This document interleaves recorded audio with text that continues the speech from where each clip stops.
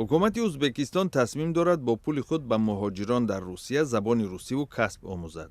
در این باره در قرار نوی حکومت این کشور که هفته گذشته به تصویب رسید تاکید شده است. آموزش زبان روسی و کسب آموزی بیشتر در شهرهای راه اندازی می شود که مهاجران ازبک در آنجا بیشترند، از جمله در مسکو، سنت پترزبورگ، قزان، یکاترینبورگ، نووسیبیرسک و شهرهای دیگر. در این سند همچنین آمده است با مهاجرانی که در این شهرها کار میکنند مخصوصاً بیگاه و در ساعتهای بعد از کار باید کسب و زبان روسی آموزانیده شود. خراجات تحصیل مهاجران مهنتی ازبک را دولت از حساب بنیاد دستگیری و حفظ حقوق و منفعت‌های مهاجران مهنتی پرداخت میکند. ازبکستان در فهرست کشورهایی که شهروندانش برای کار به روسیه میروند در جای اول قرار دارد.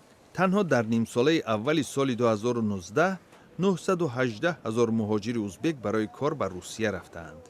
در جای دوم این فهرست تاجیکستان و در جای سوم قرقیزستان قرار داشته است. در نیم سال مهاجران به ازبکستان بیش از 2 میلیارد دلار فرستادند که بیشتر از هر کشور دیگر بوده است.